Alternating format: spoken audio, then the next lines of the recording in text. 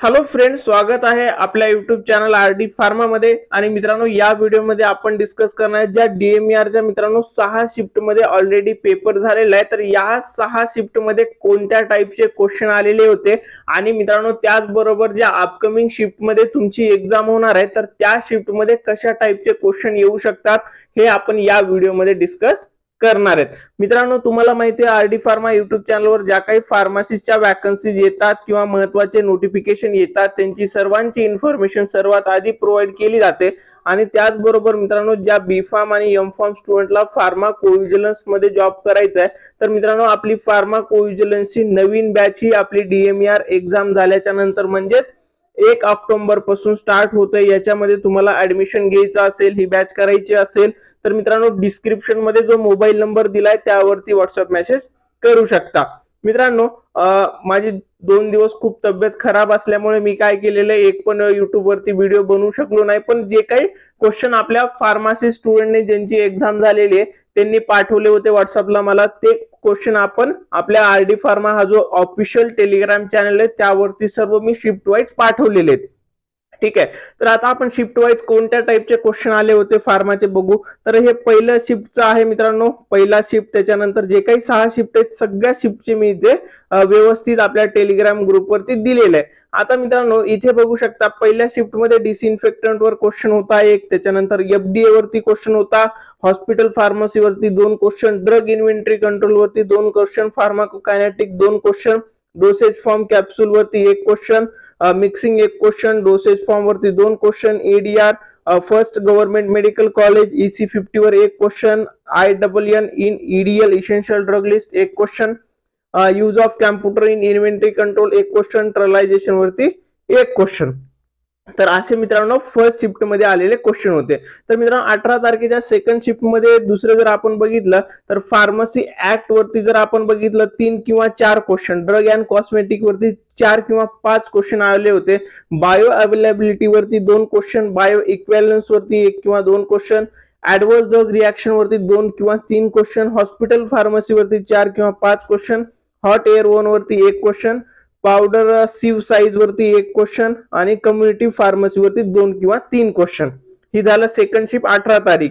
तर मित्रांनो आता आपण थर्ड शिफ्ट बघू। थर्ड शिफ्ट मध्ये जे 18 तारखेचा पेपर आहे त्याच्यामध्ये फार्मास्युटिक्सचे 3 किंवा 4 क्वेश्चन आले होते, फार्मसी ऍक्टचे 1 किंवा 2 क्वेश्चन, इंडियन फार्माकोपिया वरती 1, ब्रिटिश फार्माकोपिया वरती 1, बायो अवेलेबिलिटी वरती 1, एपिडेमोलॉजी वरती 1, हॉस्पिटल फार्मसी वरती 2 किंवा 3 क्वेश्चन, हायपर टेन्शन वरती 1 क्वेश्चन, क्लिनिकल फार्मसी वरती 1 question, pharmacy store location 1 question, ADR वरती 2, कम्युनिटी फार्मसी वरती 2, इन्व्हेंटरी मॅनेजमेंट वरती 1, त्याच्यानंतर एटीपीएस ब्लॉकर वरती 1, ड्रग अँड कॉस्मेटिक ऍक्ट वरती 1 किंवा 2 क्वेश्चन। तर मित्रांनो 18 तारखेची जी शिफ्ट आहे त्यावर आलेले हे क्वेश्चन आहेत।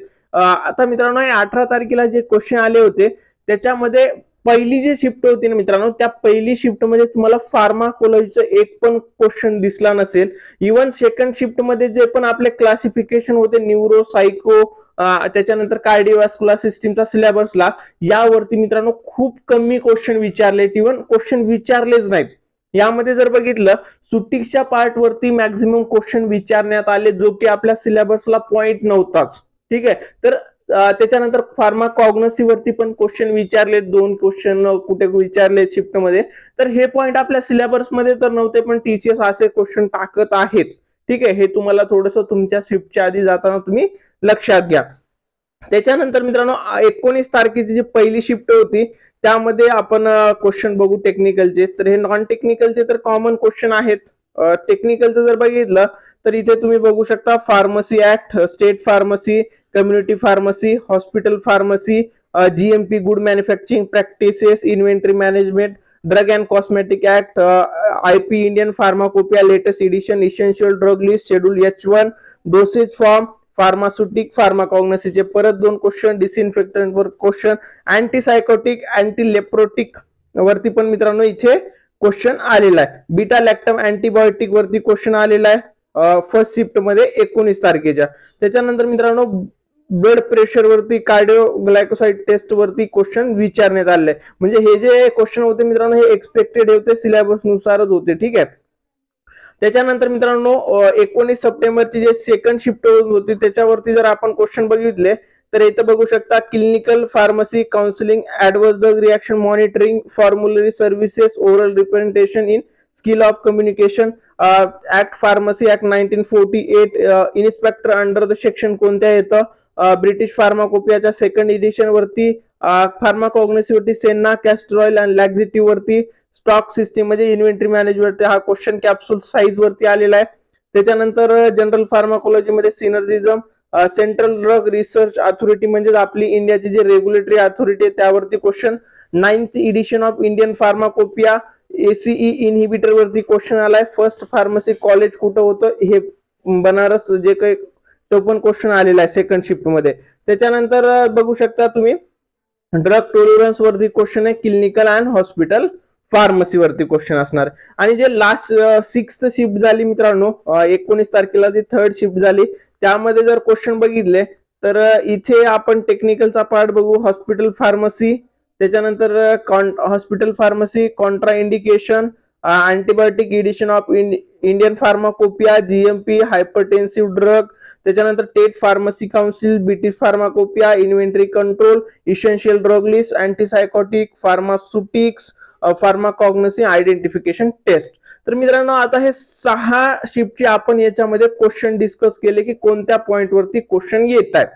ठीक आहे. पण आता मित्रांनो सगळ्यात मोठं क्वेश्चन आहे की आता हे क्वेश्चन तर ऑलरेडी आलेले आहेत, तर आपण याच्यामधून काय शिक घेऊ शकतो, म्हणजे आपण आपल्या अपकमिंग एक्झाम मध्ये याचा काय फायदा घेऊ शकतो. तर मित्रांनो आता तुमच्या शिफ्ट मध्ये तुमच्या नशिबी कोणते क्वेश्चन येणार आहेत हे एक्झॅक्टली तर कोणी सांगू नाही शकणार, हे फक्त आयडिया आपण देऊ शकतो. तर मित्रांनो माझं जे एक्सपिरियन्स आहे त्या बेसिसवर बघितलं तर आपण सेपर साईडला जायला पाहिजे, म्हणजे जे पार्ट वरती मॅक्झिमम प्रिव्हियस शिफ्ट मध्ये क्वेश्चन विचारलेत त्या पार्टचा आपण जास्त अभ्यास करायला पाहिजे. आता ते कोणतं असणार आहे, तर मित्रांनो पहिलं सब्जेक्ट असणार आहे हॉस्पिटल फार्मसी. तर मित्रांनो हॉस्पिटल फार्मसी वरती मॅक्झिमम सर्व शिफ्ट मध्ये क्वेश्चन विचारलेत, तर मित्रांनो हॉस्पिटल फार्मसीचं तुम्ही व्यवस्थित स्टडी केलं पाहिजे.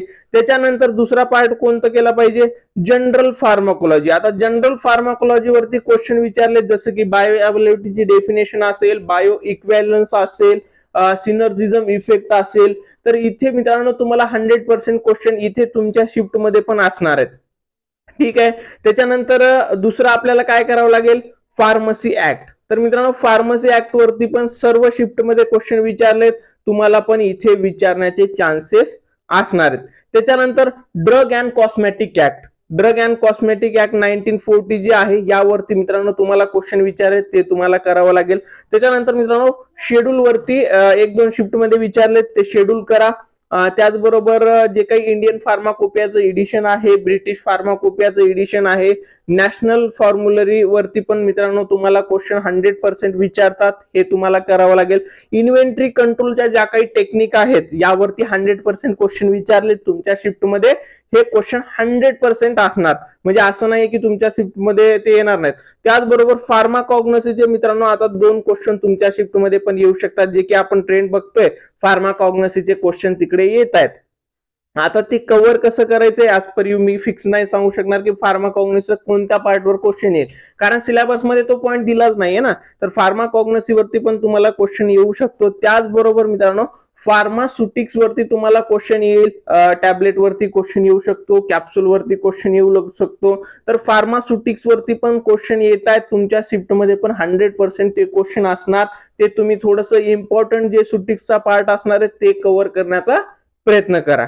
ठीक आहे. त्याचबरोबर मित्रांनो दुसरं जर आपण क्वेश्चन बघितलं तर फर्स्ट मेडिकल कॉलेज किंवा सेंट्रल रिसर्च लॅबोरेटरी असेल ती कुठे लोकेटेड आहे यावरती क्वेश्चन तुम्हाला विचारलं जाऊ शकतं.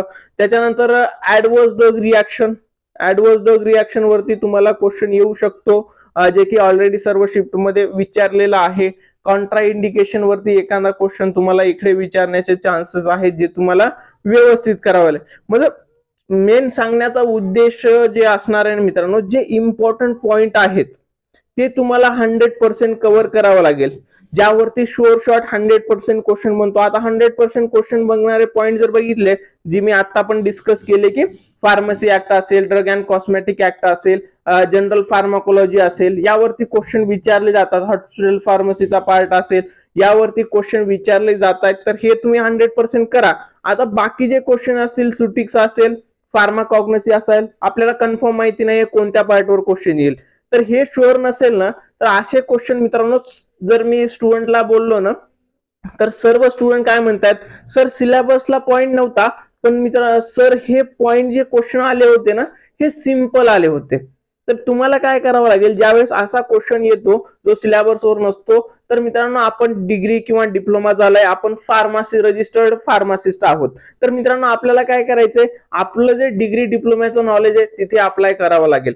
तर तिथे विचार करायचा की हे 4 ऑप्शन आहेत, तर 4 मधले 3 कोणते रॉंग आहेत आणि कोणतं करेक्ट असेल, म्हणजे एक एक रिमूव्ह करून तुम्ही मॅनेज करू शकता. आणि सर्व स्टुडंट म्हणतात सर सिलेबसचा बाहेरचा क्वेश्चन होता, पण सर क्वेश्चन सिंपल होता. ते तुम्ही लॉजिकली व्यवस्थित रीड करून, ऑप्शन सगळे व्यवस्थित रीड करून तिथे आन्सर करू शकता. म्हणजे असं भीती हे करायचं नाही की सिलेबसचा बाहेरचा आहे. पण आपण फार्मसी केली मित्रांनो, आपल्या फार्मसीच्या सिलेबसला होता, तर आपण ते व्यवस्थित सिलेक्ट करा आणि तुमचे ते 2 मार्क फिक्स होतील. आणि मित्रांनो बाकी सगळ्यात इम्पॉर्टंट जो प्रॉब्लेम स्टुडंटने मला सांगितला, जे फर्स्ट टाइम एक्झाम देत आहेत त्यांच्यासाठी तर खूप हा विषय होता की टाइम मॅनेजमेंट.